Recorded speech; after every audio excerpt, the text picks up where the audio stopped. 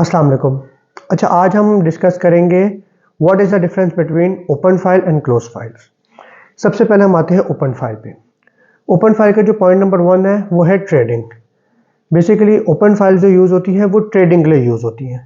उसके अंदर कोई बैलेटिंग नहीं होती और वो बेसिकली शॉर्ट टर्म इन्वेस्टमेंट होती है।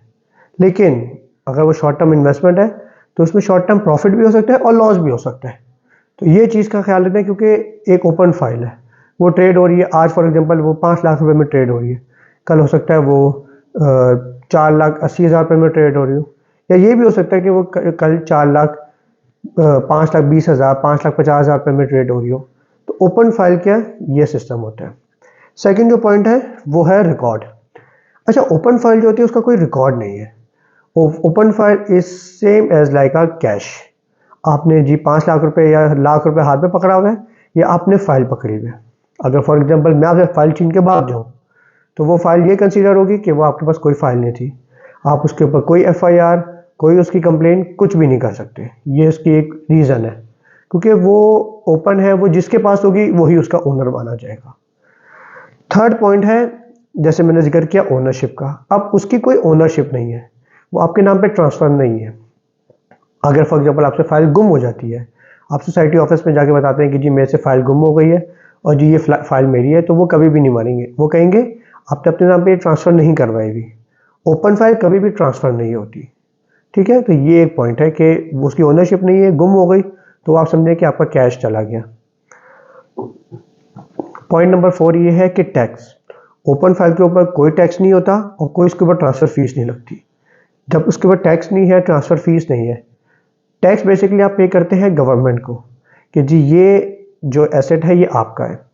लेकिन जब आपने गवर्नमेंट में शो ही नहीं किया, आपने टैक्स ही नहीं दिया उसका, तो आप गवर्नमेंट में जब आप कुछ शो नहीं कर सकते तो अल्लाह ना करे अगर आपसे वो गुम हो जाती है या कोई आपसे कोई चोरी हो जाती है या कोई ले लेता है आपसे, तो आप गवर्नमेंट में रिकॉर्ड नहीं करा सकेंगे। क्योंकि जब आप गवर्नमेंट में रिकॉर्ड कराएंगे तो गवर्नमेंट आपसे सवाल करेगी कि भाई क्या इसकी लीगल, आपके पास कोई इन्फॉर्मेशन है, कोई लीगल पेपर है कि जिस पे आपने शो कराया गवर्नमेंट को कि जी this property belongs to this person. No, तो ये एक चीज़ आ जाती है। पॉइंट नंबर 5 ये है कि जो ओपन फाइल है ना, वो सोसाइटी कभी भी ना कैंसिल कर सकती है। कैंसिल इन द सेंस कि बिल्कुल कैंसिल नहीं होता। ये कि एक सोसाइटी फॉर एग्जांपल उसने अपना फाइल लॉन्च की है और जी उस पर उसने पेमेंट प्लान लगाया है 30 लाख रुपए। ठीक है, आपने फाइल ली हुई है लेकिन आपने अभी तक उसको क्लोज नहीं कराया।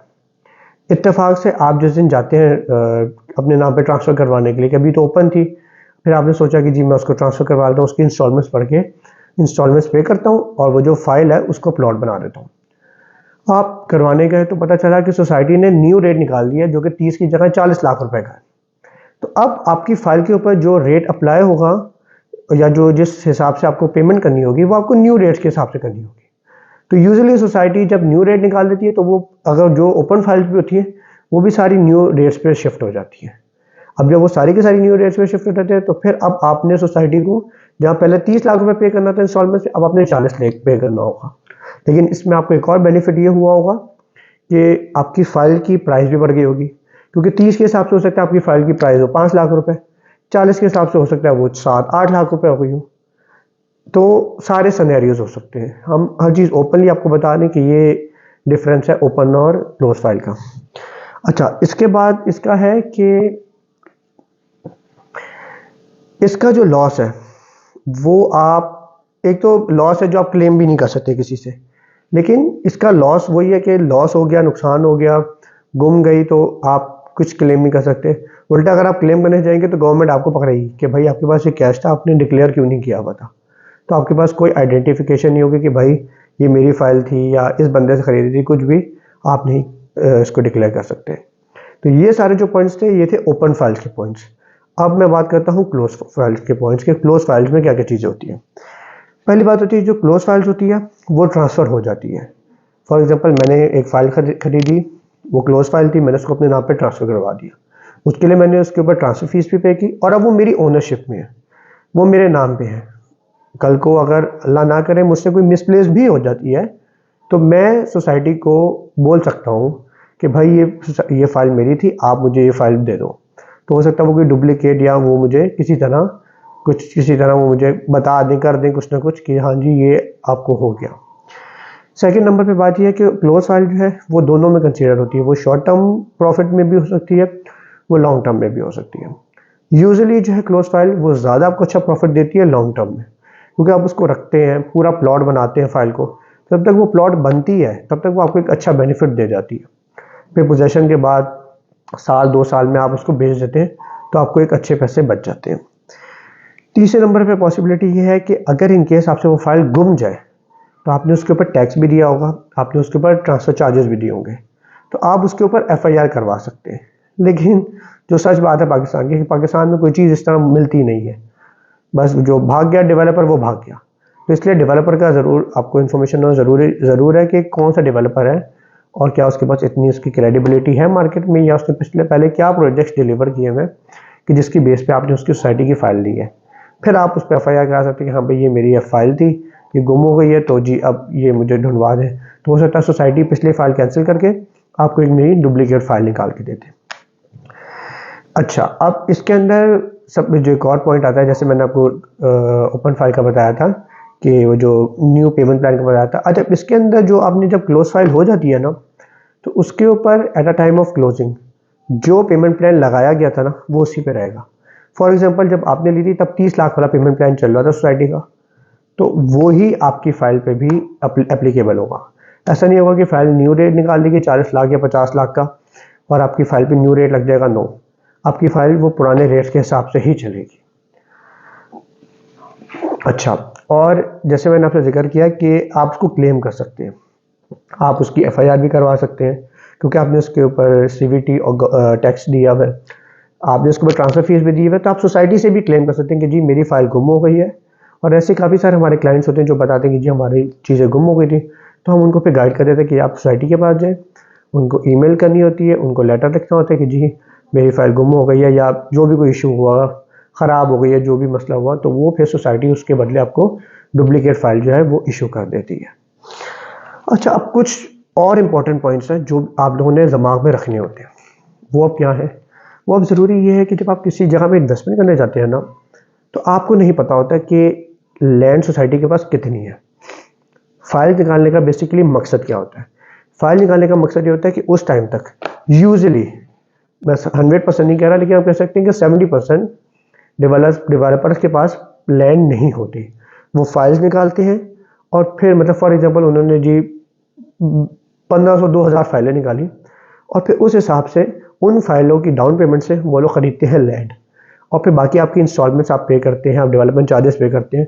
तो उनकी मदद से वो लोग उस सोसाइटी के अंदर डेवलपमेंट करते हैं, इंफ्रास्ट्रक्चर बिल्ड करते हैं और सारा कुछ रोज वगैरह बना के आपको प्लॉट दे देते हैं। तो यूजुअली लैंड का पता नहीं चलता। कई दफ़ा ऐसे भी होता है कि जी डेवलपर ने जी लैंड लिया हुआ है 200 कनाल और उसने जी मार्केट में फाइलें दे दी 20,000।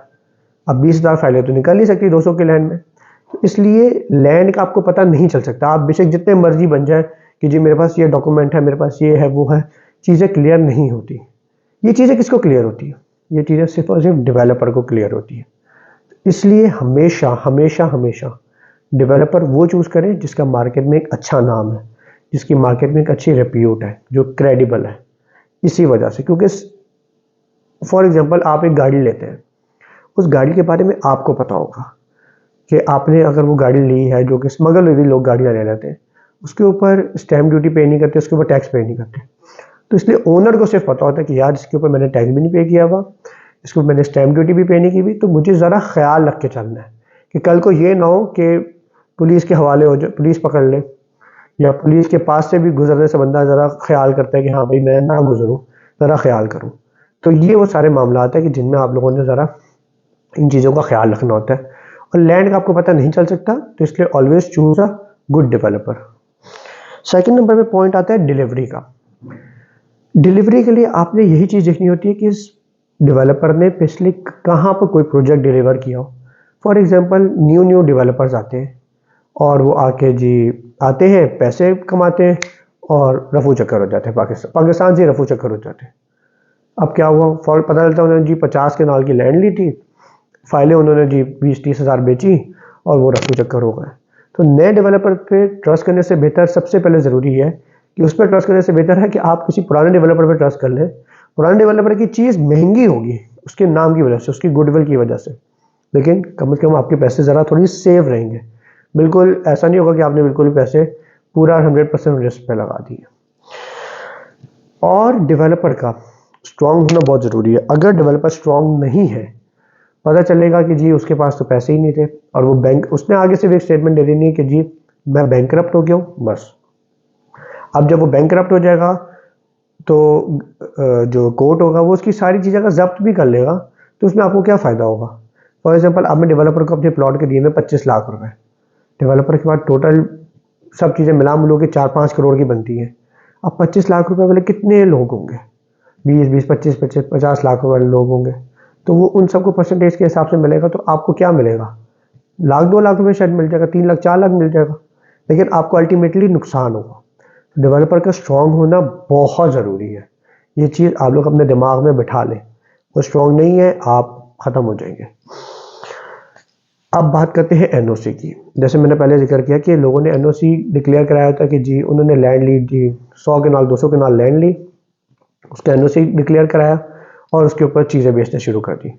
तो एनओसी को आप ऐसा कंसीडर नहीं कर सकते कि जी एनओसी है जो ठीक है, ये चीज़ बिल्कुल सही है, ले लो। नहीं, एनओसी इस चीज़ की गारंटी नहीं है। हाँ, इन केस ऑफ अपार्टमेंट्स या कोई वो शॉप्स वगैरह या कोई कमर्शियल प्लाजा वगैरह बन रहा है, तो वहाँ पर एनओसी क्रेडिबल है कि हाँ यार एनओसी है कि ये लैंड बिल्कुल क्लियर है। लेकिन बात भी आती है कि वहाँ पर भी आपने डेवलपर को ज़रूर देखना है। अगर वहाँ पर भी डेवलपर स्ट्रांग नहीं है तो आप फंस सकते हैं बहुत बुरी तरह से। और सबसे ज़रूरी बात, जो सबसे इम्पोर्टेंट बंदा होता है आपकी इस पूरी ट्रांजैक्शन में, वो होता है आपका consultant. Consultant is as like as a pilot of airplane. Airplane का पायलट जो होता है उसके ऊपर सारी जिम्मेदारी है। उस जहाज़ में 500 पैसेंजर्स हैं, 1000 पैसेंजर्स हैं, 200 पैसेंजर्स हैं, सबकी जिम्मेदारी पायलट के ऊपर होती है। पायलट जो है वो एक समझे आपकी इस ट्रांजैक्शन का सर्जन है। अगर उसने सही से सर्जरी नहीं की तो आपका हो जाएगा नुकसान। और आप कह सकते हैं कि 80%, बल्कि 80% क्या 100% ही कंसल्टेंट्स को आइडिया होता है कि कौन सा प्रोजेक्ट कैसा है। अगर तो वो कंसल्टेंट आपका फ़ायदा नहीं करता, वो सिर्फ अपनी जेब भरने के चक्कर में काम करता है, हो सकता है कि वो आपको गलत चीज़ दिलाते हैं। इसलिए मैं अपने सारे क्लाइंट से भी कहता हूँ, मैं आगे आवाम से भी बात करता हूँ कि जब भी कोई ट्रांजैक्शन करे ना, पहली बात ये मत देखना शुरू कर दें कि जी मुझे कितने कम में मिल जाएगी, कितना डिस्काउंट मिल जाएगा। डिस्काउंट के चक्कर में ना आप अपना भी नुकसान करते हैं और अपना वो नुकसान कर देते हैं कि आज आप 50,000 लाख रुपए बचा लेंगे, कल को आपकी उसकी ख्वारी हो जाएगी। दूसरे नंबर पे कंसल्टेंट को उसकी चार्जेस ज़रूर दें। बेशक आपने फाइल ली है, बेशक आपने प्लॉट लिया है, बेशक आपने अपार्टमेंट ली है या बेशक आपने शॉप ली है, डेवलपर जो भी दे रहा है कंसल्टेंट को वो देने दें। आप लोग ज़रूर उसको उसके चार्जेस दें, जो भी आप लोग का डिसाइड होता है, 1%, 2%, 3%। अब एक सबके लिए बात है, क्योंकि पाकिस्तानी अवाम ना पैसे खर्च करते हुए बहुत आप लोग घबराते हैं। होता ये है कि आप लोग कहते हैं नहीं नहीं अच्छा है, वो बंदा मुझसे 1 या 2% ले रहा है, ये कुछ भी नहीं ले रहा, मैं इससे ले रहता हूँ। हालांकि आपको पता होगा उस कंसल्टेंट की क्रेडिबिलिटी ज़्यादा है। तो देखें, फॉर एग्जांपल एक बंदा आपसे कमीशन नहीं ले रहा, इसका क्या मतलब है कि अगर आज आपने उससे कोई चीज़ खरीदी है, कल को आपने वो चीज़ बेचनी भी है, तो बेचने के टाइम आप क्या करेंगे, बेचने के टाइम आप उसके पास जाएंगे तो वो आपके लिए उतनी एफर्ट ही नहीं करेगा, क्योंकि उसने आपसे कमाया ही नहीं है। आप लोग ये समझते हैं कि जी एक बंदे ने आपसे कोई 30-40 हज़ार रुपये कमा लिया, बस अब वो आपका हो गया, अब आप उससे जो मर्जी करना है। 30-40 हज़ार रुपये तो आपको पता है कि आजकल के खर्चे ही इतने ज़्यादा है, 2-3-4 दिन में खर्चे हो जाते हैं। तो 30-40 हज़ार रुपये के चक्कर में अगर आप ये समझते हैं कि जी वो बंदा जी आपका हो गया और जी उसने आपको जी डिस्काउंट दे दिया कर दिया, तो वो अगर कोई आपको डिस्काउंट दे रहा है और आपसे कमीशन चार्ज नहीं कर रहा, तो आप हमेशा याद रखें कि वो आपका बेशक सगा नहीं है। कल को जब आपने वो चीज़ बेचनी है या कोई भी 100 किस्म के मामलात होते हैं, कोई आपने उससे एडवाइस लेनी, कोई डिस्कशन करनी है, तो आप फिर बैठे रह जाते हैं। बहुत दफ़ा हमारे साथ ऐसा होता है, मेरे साथ खुद कई दफ़ा ऐसा हुआ है कि लोग जी प्लॉट या फाइल कहीं और से ले लेते हैं और जी आके मुझसे एडवाइस मांगते हैं, अच्छा भाई हमने ये करना है। अब वो आके हमारी कंपनी से पूछते हैं, लड़कों से पूछते हैं हमारे कि जी अच्छा जी मैंने इसकी इंस्टॉलमेंट पे करनी है, अच्छा कहाँ पे पे करनी है, किस जगह पे मैं पे करूँ, क्या करूँ। एक एक चीज़ हम लोग उनको गाइड कर देते कि जी अच्छा आप अपनी इंस्टॉलमेंट यहाँ पे करें, इतनी इंस्टॉलमेंट होगी, उनके अकाउंट नंबर ये है, बैंक ये है, सोसाइटी का जो भी मामला होते हैं। अब वो सारी बातें हमसे क्यों पूछते हैं, वो उस बंदे से क्यों नहीं पूछते? क्योंकि उनको पता होता है कि उन्होंने डिस्काउंट के चक्कर में उससे कर लिया और अब वो उतनी उनके लिए कभी भी एफर्ट नहीं करेगा। हमारी भी कोशिश ये होती है कि हम नंबर 1 प्रायोरिटी पे सबसे पहले अपने क्लाइंट्स का काम करते हैं। अगर एक सोसाइटी है जिसकी फाइल हमने भी बेची है और जिसकी फाइल किसी और ने भी बेची है, कल को हमारे किसी क्लाइंट ने वो चीज़ बेचनी होगी और किसी और ने भी हमें कहा होगा कि बेचनी है, सबसे पहले हम अपने क्लाइंट की चीज़ बिकवाएंगे।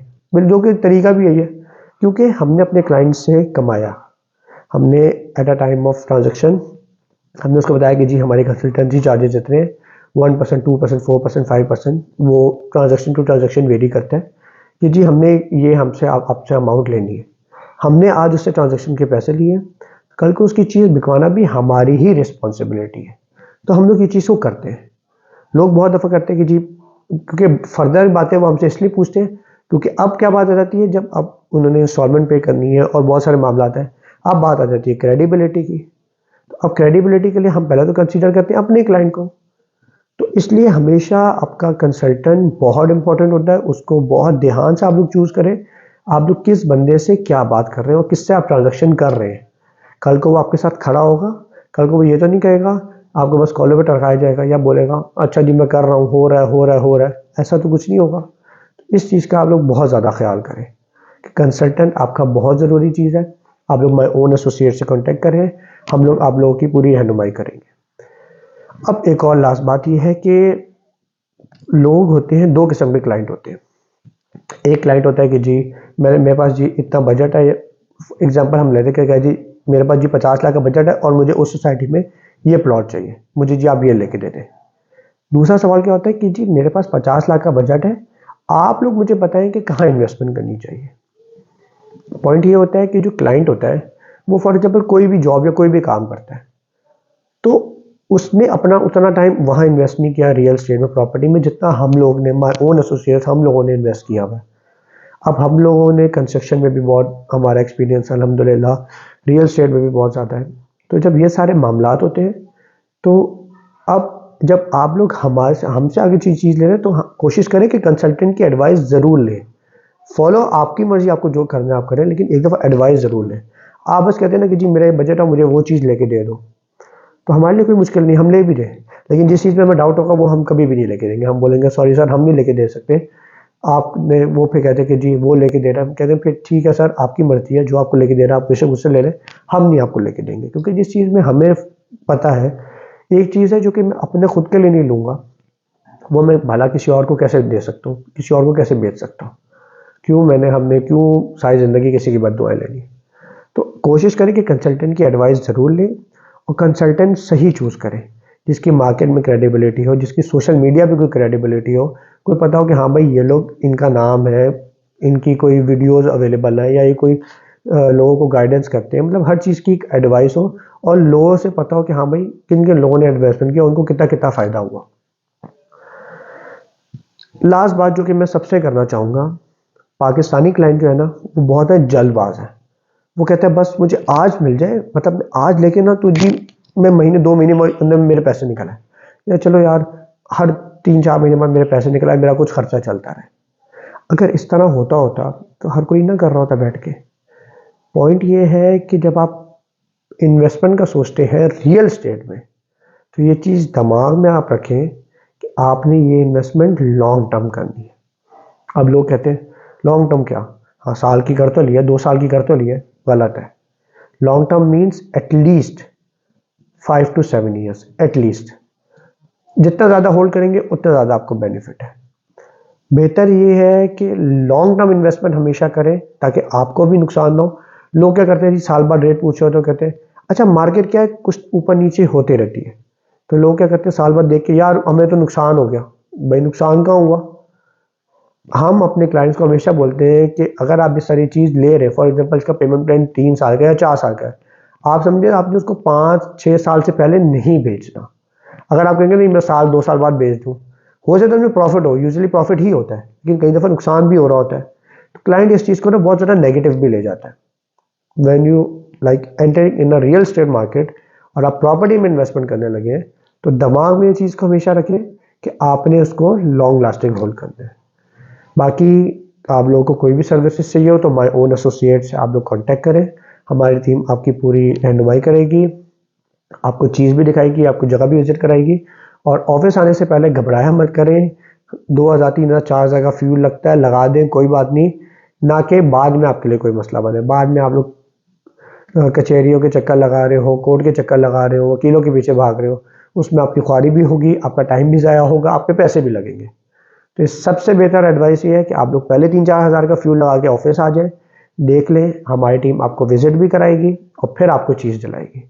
और जो कि हमारे ओवरसीज़ क्लाइंट्स हैं जो कि सुन रहे हैं हमें, उनके लिए मैं समझ सकता हूँ मुश्किल है, तो वो ये करें कि वो हमसे कांटेक्ट करें और हम उनको टोटल जो है वो ऑनलाइन ही सारा गाइडेंस करेंगे कि किस किस तरह से वो कहाँ का कर सकते हैं। और ऑनलाइन उनको जाके वीडियो कॉल पे या वीडियो बना के भेजेंगे कि जी ये जगह है और ये इसकी वीडियो है, ये इसकी लाइव फुटेज है, जो जो भी मामलात होंगे।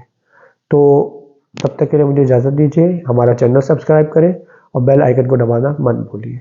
Thank you.